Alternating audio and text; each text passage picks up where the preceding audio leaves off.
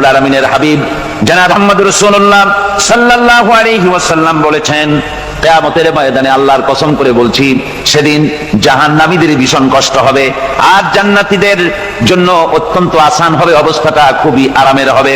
নবীজি বলেন, এক ফরজ নামাজ, এক ওয়াক্ত ফরজ নামাজ আদায় করতে যে সময়টুকুন লাগে, কিয়ামতের মাঠের এই সময়, এত বড় বিরাট লম্বা সময়, জান্নাতীদের জন্য এরকম হালকা হয়ে যাবে। সুবহানাল্লাহ। হযরত আবু সাঈদ খুদরী রাদিয়াল্লাহু তাআলা হাদিস কেন বর্ণনা করেছেন, এক ওয়াক্ত নামাজ, একটা ফরজ নামাজ পড়তে যতটুকুন সময় লাগে, এতটুকুন সময়ের ভেতরে জান্নাতীদের কারবার শেষ হয়ে যাবে। সুবহানাল্লাহ বিহামদি। আর ওদের কারবার তো শেষই হবে না। وَيَوْمَ تَشَقَّقُ السَّمَاءُ بِالْغَمَامِ وَنُزِّلَ الْمَلَائِكَةُ تَنزِيلًا। ওরা ফেরেশতা দেখতে চায়, সেদিন আসমান সমূহ বিদীর্ণ হয়ে মেঘ পুঞ্জ বেরিয়ে আসবে, আত্মপ্রকাশ করবে, তার ভেতর থেকে ফেরেশতারা ক্রমাগত নাযিল হতে থাকবে।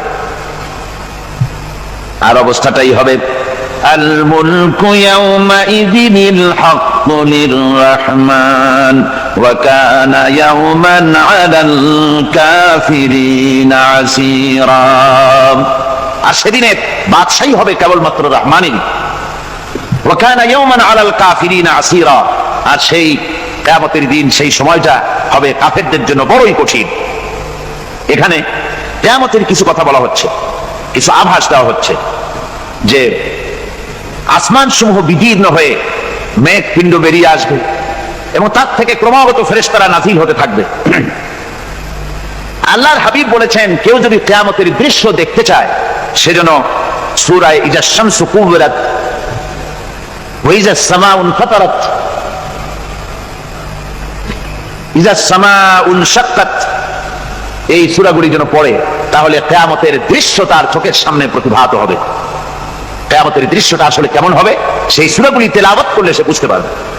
যেমন আল্লাহ পাক বলছেন, ইযাস সামাউ ফাতারাত ওয়া ইযাল কাওয়াকিবু তাসারাত ওয়া ইযাল বিহারু ফুজ্জিরাত ওয়া ইযাল কুবুরু বুসিরাত।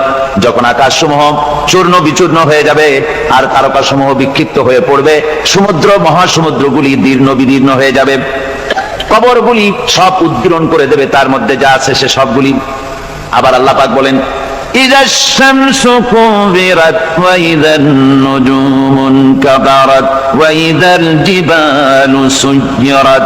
সূর্য যখন ঢেকে যাবে, তারকাগুলি যখন বিপর্যস্ত হয়ে যাবে আর পাহাড়গুলি যখন চালিয়ে দেওয়া হবে, এই দৃশ্য তোমরা দেখতে পাবে।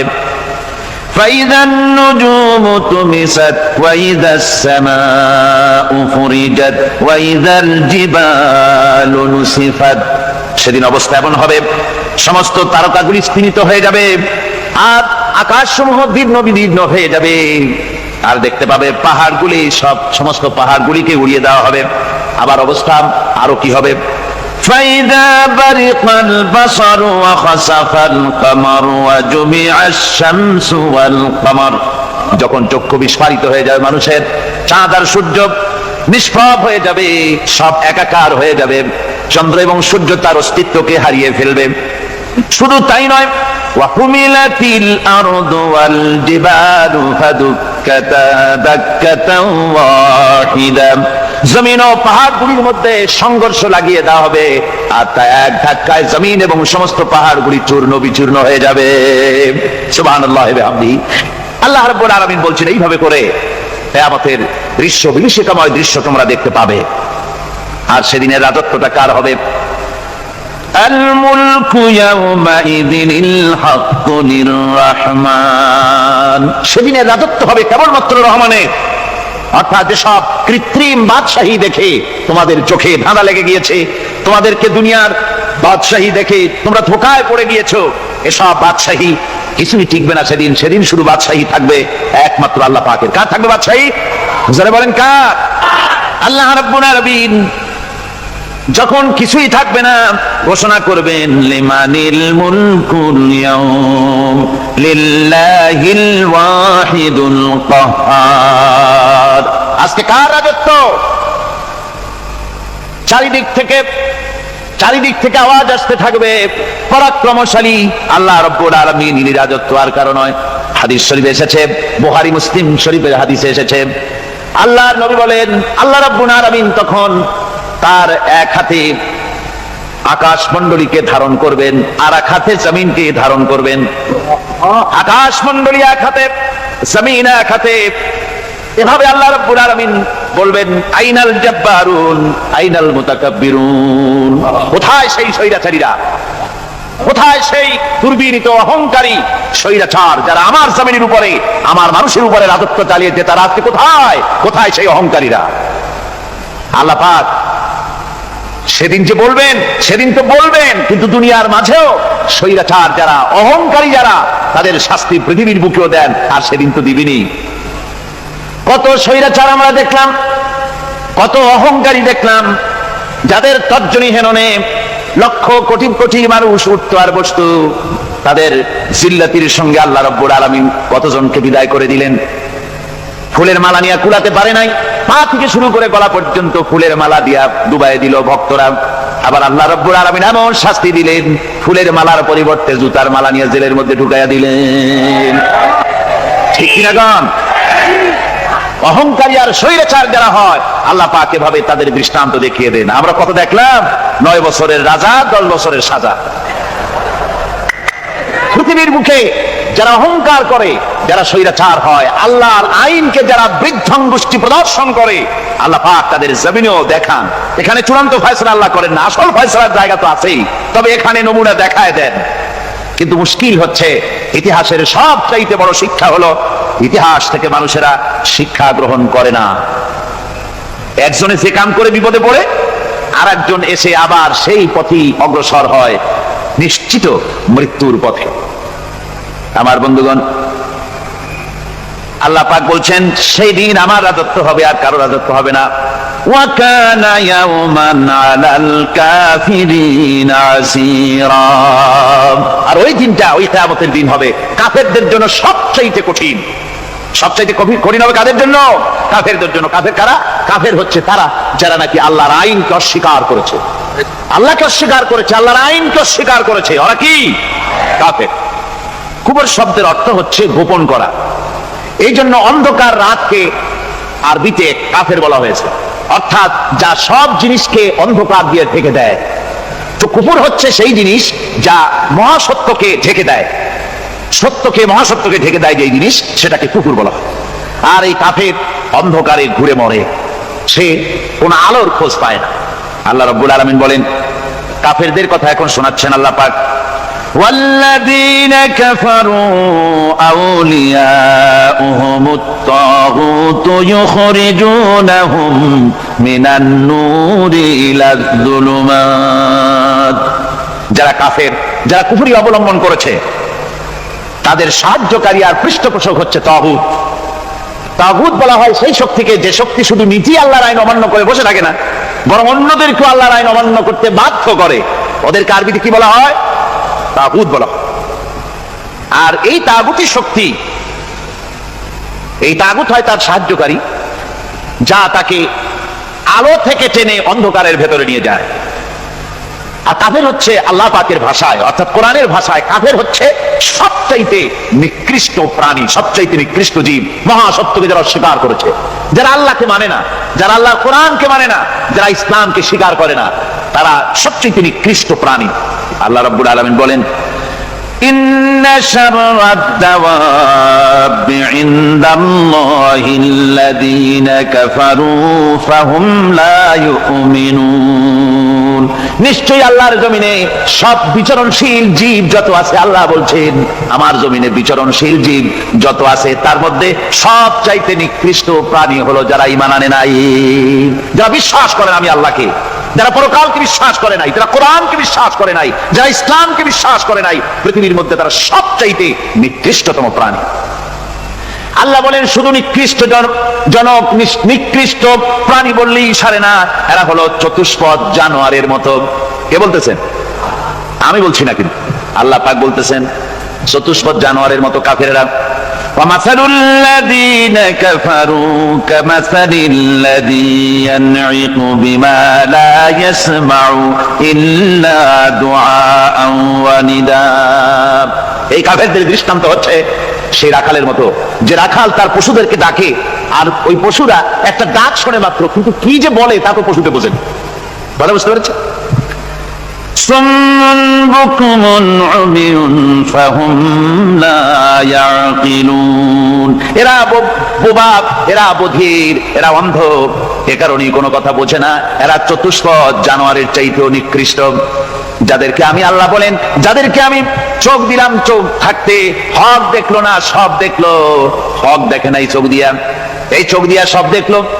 নারীর সৌন্দর্য উপভোগ করলো আর নারীর অঙ্গ প্রত্যঙ্গ নিয়ে নানা ধরনের গল্প লিখলো, কবিতা লিখলো, কিন্তু এই সৌন্দর্য যিনি দিলেন তারেও চিনল না। আছে না কত কবি আমাদের দেশে? আমার দেশের সেই কবি জাতীয় পুরস্কার পায় যে কবি নারীর বিশেষ বিশেষ অঙ্গ নিয়ে বেশি করে নির্লজ্জ কবিতা লিখতে পারে, ওই হলো সবচেয়ে বড় কবি।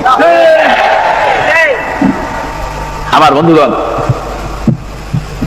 একজন বুজুর্গ ব্যক্তি তিনি পথ দিয়ে যাচ্ছিলেন, তো সে পথে এক সুন্দরী যুবতী মেয়েকে দেখে সেই যুবতী মেয়ের দিকে এই বুজুর্গ ব্যক্তি এক নজরে তাকায় আছে। তখন এই ঘটনাটাকে কবি এভাবে লিখতেছেন সাজায়: একদা সুখদায়ক প্রমোদা বদন, দর্শন করি বম ঝরিল নয়ন, হেসে কহে সে রূপসী সবিস্ময় মন, কহ দেখি মহাশয় কহ কি কারণ, বিষয় বিরাগী তুমি ভুবনে প্রচার, কি হেতু জন্মিল তব মানস বিকার, সামান্য ললনা রূপ করি দর্শন, উচিত না হয় কব অশ্রু বরিশন। বুজুর্গ ব্যক্তি ওই মহিলার দিকে তাকিয়ে তাকিয়ে কাঁদতেছেন। সুন্দরী মহিলা বলেন, আল্লাহর বুজুর্গ বান্দা, আপনি এলাকার ভিতরে বুজুর্গ এবং পীর হিসাবে, বুজুর্গ ব্যক্তি হিসাবে আপনি বিখ্যাত। আজকে আমাকে এখানে দেখে আপনি আমার দিকে তাকায় আমার রূপ উপভোগ করতেছেন আর কাঁদতেছেন। আপনার মতো সংসারে বিরাগী মানুষ আমার মতো একটা সুন্দরী মেয়েকে দেখে এভাবে কাঁদা ঠিক না। বুজুর্গ ব্যক্তি বলছেন, হেসে কহিলাম বালে করহ শ্রবণ, নেত্র ঝরে তবু হেতু ভেব না এমন, যে শিল্পী রচিল ওই সুধাংশু বদন, তাহার তরে ঝরে নেত্র নয়নে জীবন। আল্লাহর বান্দি, আমি তোমাকে দেখি কান্দি না, আমার চোখে পানি বেরিয়ে গেছে। তোমারে দেখে আমি মনে মনে ভাবলাম, এত সুন্দর করে যিনি মানুষ বানিয়েছেন, না জানি ওই আল্লাহ রব্বুল আলামিন কত বড় সুন্দর। আমার ভাইরা, সুতরাং চোখ থাকতে ওরা আল্লাহ রাব্বুল আলামিনের কুদরত ওরা দেখে নাই, কান থাকতে কোরআনের আওয়াজ ওদের কানের মধ্যে ঢোকে নাই, বিবেক থাকতে আল্লাহর দ্বীনকে বুঝতে পারে নাই, চিন্তা করতে পারে নাই। আল্লাহ রাব্বুল আলামিন বলেন, উলাইকা কাল্লানাম, এরা হলো চতুষ্পদ জানোয়ার, বালহুম আদাল। শুধু জানোয়ার না, জানোয়ারের চাইতেও নিকৃষ্ট। এমনই জানোয়ার, আল্লাহ বলেন শুধু জানোয়ার না, জানোয়ারের মতো শুধু খায় জনমের মতো। والذين كفروا يتمتعون ويأكلون كما تأكل الأنعام। এই কাফেরগুলির কাম শুধু ফুর্তি করা, গান বাজনা, নাটক, গল্প, এই সব কাজ তাদের। নামাজ নাই, রোজা নাই, আল্লাহর চিন্তা নাই, তাহাজ্জুদ নাই, পরহেজগারি নাই, শুধু গান আর নাচ। দেখেন না ফুর্তি। এই যে 1 জানুয়ারি রাত 12টার সময় আমার ঘুম ভেঙে গেল, এই যেখানে আমি ছিলাম, বিকট আওয়াজ। আমি মনে করলাম পাশের বাড়ি বুঝি ডাকাত পড়ছে। পরে বাড়িওয়ালা আমাকে বললেন যে ডাকাত না, বোধহয় এই নিউ ইয়ার সেলিব্রেট হচ্ছে, নতুন বৎসর উদযাপন হচ্ছে, বোমা দিয়ে শহরবাসীর আরামের ঘুম হারাম করে এগুলি করা হচ্ছে। এ তো গেল 1 জানুয়ারি। আর যখন আমাদের নিজেরটা যখন আসে, অর্থাৎ 1 বৈশাখ, তখন দেখছেন অবস্থা 1 বৈশাখে। এবছর আমাদের দেশে 1 বৈশাখে ঢাকায় যে দৃশ্য আমি টিভির মধ্যে দেখলাম, তাতে আমার মনে হয়নি যে 12 কোটি মুসলমানের দেশে রাজধানীতে এই দৃশ্য হচ্ছে। আমার মনে হচ্ছে এটা বুঝি কলকাতা অথবা অন্য কোনো শহর হবে। আমি দেখলাম সমস্ত যুবক যুবতী, নারী পুরুষ, বিভিন্ন বয়সের লোক সব একসঙ্গে রাস্তায় নেমেছে, নাচতেছে। তার মধ্যে বুদ্ধিজীবী আছে, শিক্ষিত লোক আছে, সমানে নাচতেছে। আর তাদের মুখোশ পরা, বানরের মুখোশ, কুকুরের মুখোশ, শুকরের মুখোশ, ঘোড়ার মুখোশ, পাতিশিয়ালের মুখোশ, এই মুখোশ পরে এভাবে নাচতেছে। আমি চিন্তা করলাম, নববর্ষের সাথে কুত্তার মুখোশের সম্পর্ক কি? নববর্ষের সাথে পাতি শ্রীগালের মুখোশের সম্পর্ক কি? তাহলে ওরা কি বলতে চায় যে আগামী বছরটা আমরা কুত্তার ভূমিকায় অ্যাক্টিং করব, অথবা শ্রীগালের মতো ধূর্তামি করব জাতির সাথে? তারপরে কি করলো? সকাল বেলায় যুবক যুবতী পয়লা বৈশাখ সূর্য উদয়ের আগে রমনা লেকের পাড়ি গিয়ে সব দাঁড়িয়েছে বাসন্তী রঙের শাড়ি পরে।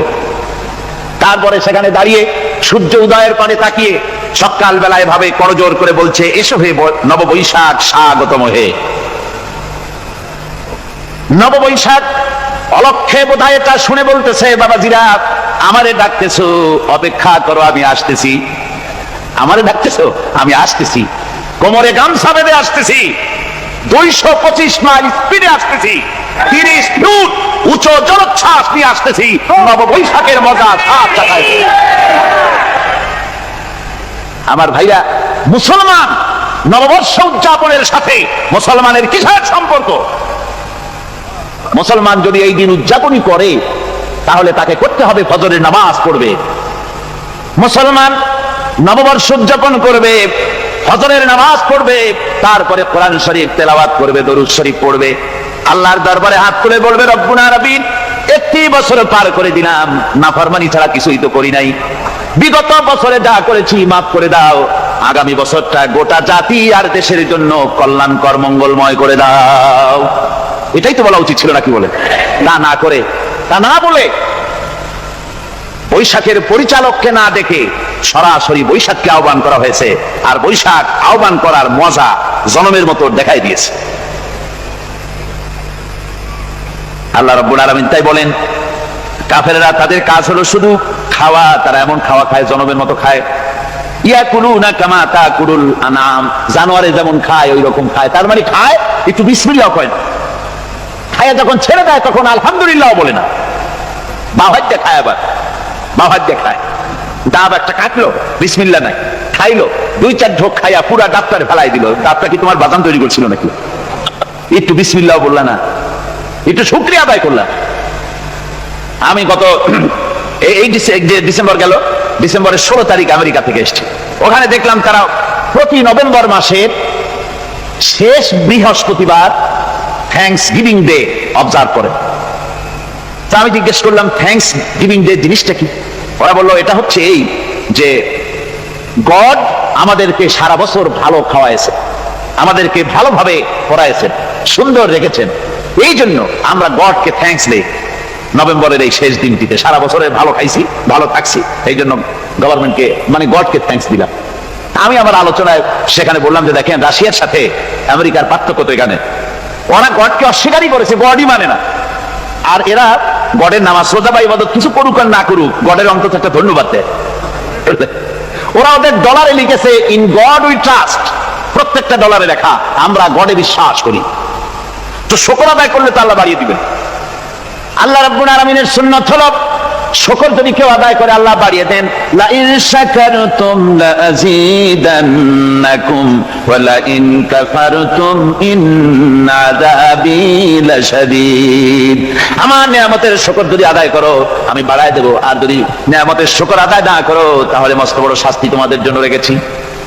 তো আমেরিকা শুকর আদায় করে নিজেরা খাইয়া, কিন্তু ওদের জমিন হলো বিশাল জমি। আমি কয়েকবার গিয়েছি এবং বহু স্টেট সফর করেছি। ওদের জমিন এত ফার্টাইল, জমিনে যদি রীতিমতো তারা ফসল ফলাতো, এই ফসল সারা দুনিয়ার দরিদ্র ভূমুক্ষ জনতাকে খাওয়াইয়া বাঁচাইতে পারত, কিন্তু ওরা তা করে না। ওরা করে কি? ওরা মুনাফার হার, বাজার দর ঠিক রাখার জন্য নির্দিষ্ট পরিমাণ জমিনের ফসল ফলায়, কিন্তু জমিন এতই উর্বর, ওদের মেজারমেন্ট করা, মাপ করা, হিসাব করা ফসল হয় না, ফসল হয় বেশি। তখন বাড়তি ফসলকে তারা প্রতি বছর লক্ষ লক্ষ টন আলু আর গমকে তারা সমুদ্রে নিক্ষেপ করে। তাদের আলু এবং গম সেই সময় তারা নিক্ষেপ করে সমুদ্রে, যখন ইথিওপিয়া, সুদানে মানুষ না খেয়ে মরছে, পৃথিবীর বিভিন্ন দেশে মানুষ ক্ষুধার যন্ত্রণায় যখন চিৎকার করছে, আর তাদের এই চিৎকারে আকাশ বাতাস ভারী হয়ে যাচ্ছে, তখন ওরা এই কামটি করছে। তাই আমি ওই প্রথম দিন বলেছিলাম যে রাশিয়া যেমন খান খান হয়েছে, অস্তিত্ব বিলুপ্ত হয়েছে আল্লাহর সাথে নাফরমানি করার কারণে। আপনারা বলতে পারেন কমিউনিজম কি একটা সহজ ব্যাপার? একটা বিরাট শক্তি, পৃথিবীর বুকে কত দেশ তারা ডমিনেট করতেছিল, কোন যুদ্ধ নাই, কোন রক্তপাত নাই, বিনা ধাক্কায়, বিনা বাতাসে, বিনা ঝড়ে বিশাল মহিরুহু চিৎপটাং। এটা হলো কেন? কেন হলো রাশিয়ার এই দশা? আমি লালদিঘির ময়দানে বলে গেছিলাম, আমি চিন্তা করে যেটা পাইছি সেটা হচ্ছে এই দুনিয়ার সমস্ত মতবাদ আল্লাহকে কোনো না কোনো প্রকারে স্বীকার করে। তার কথা মানুক আর না মানুক, আছে একটা কিছু এতটুকু বলে যে আল্লাহ আছেন বা গড আছে বা একটা কিছু আছে। ফেমিনিজম, সমাজতন্ত্র হলো পৃথিবীর একমাত্র নিকৃষ্ট মতবাদ, যে মতবাদ সরাসরি আল্লাহকে অস্বীকার করেছে, বলেছে আল্লাহ নাই, দেয়ার ইজ নো গড। তারা ধর্মকে আফিম বলেছে। আল্লাহ পাক তাই কোন যুদ্ধ ছাড়া, কোন মারামারি ছাড়া, কোন রক্তপাত ছাড়া এই বিশাল শক্তিকে উৎকারে উড়িয়ে দিলেন, তুলার মতো হয়ে, গোটা রাশিয়া তুলার মতো হয়ে, পেঁজা তুলা, ধোনা তুলার মতো হয়ে সব উড়ে চলে গিয়েছে, অস্তিত্ব বিলুপ্ত হয়ে গিয়েছে। কিন্তু আমাদের দেশের খুচরা কমিউনিস্টরা এখনো স্বপ্ন দেখে। ওই যে কালকে বলেছি, তারা বলে কলমের খোসা এটা এখনো নষ্ট করা যাবে না, এটা এখনো চালু করা হবে, এখনো চীনে আছে, এখনো কিউবায় আছে।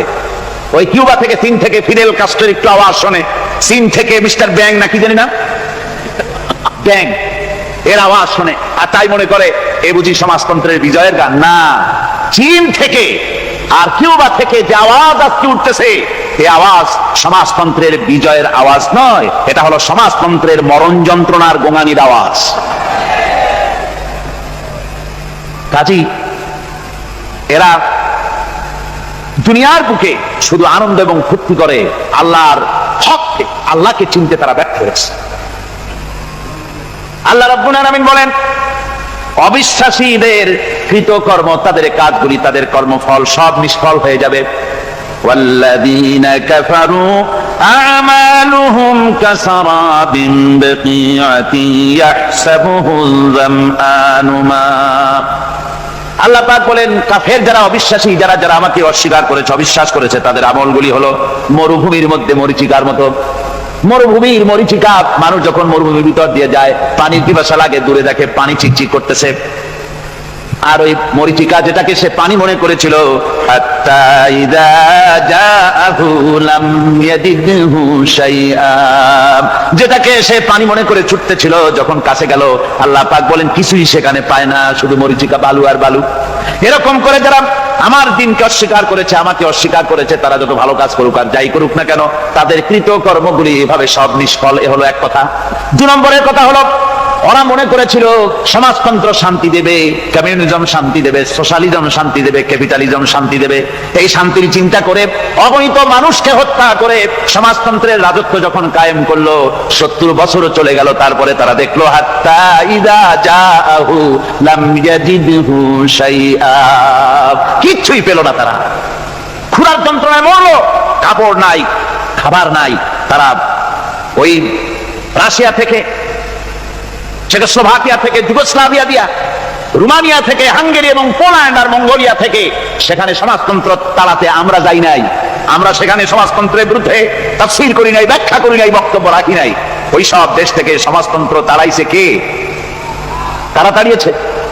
না না, ওরা নিজেরাই, সেই দেশের জনগণই এটাকে উৎখাত করেছে তাদের জমিন থেকে।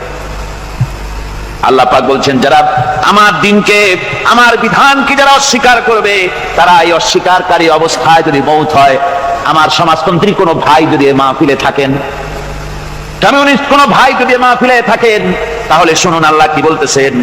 আল্লাহর দিনকে, আল্লাহর কোরআন, পূর্ণাঙ্গ জীবন বিধান, অর্থনীতি আছে, সমাজনীতি আছে, রাজনীতি আছে, কথা যারা বিশ্বাস করে না, কোরআনকে শুধুমাত্র নামাজ, রোজা, হজ, যাকাত আর বেহেশত দোজখ যারা মনে করে, জীবন ব্যবস্থা মনে করে না, এই অবস্থায় যদি মারা যায়, আল্লাহ রাব্বুল আলামিন বলেন, ইন্নাল্লাযীনা কাফারু ওয়া মাতু ওয়া হুম কুফফারুন উলাইকা আলাইহিম লানাতুল্লাহি ওয়াল মালাইকাতি ওয়ান নাসি আজমাইন। আল্লাহ রাব্বুল আলামিন বলেন, আমাকে অস্বীকার করার অবস্থায়, আমার দ্বীনকে, বিধানকে অস্বীকার করার অবস্থায় যদি মওত হয়ে যায়, তাহলে আল্লাহ, ফেরেশতা এবং तमाम পৃথিবীবাসীর অভিসম্পদ তার উপরে হতে থাকে, লানত হতে থাকে। খালিদিনা ফিহা লা ইউখাফফাফু আনহুমুল আযাবু ওয়া লা হুম ইউনজারুন। এই অভিসম্পদ অবস্থায় তারা সব সময় লিপ্ত থাকবে, না তাদের আযাবকে কমায় দেওয়া হবে, আর না তাদের কোন রকম অবকাশ দেওয়া হবে। এখন আরো মজবুত কথা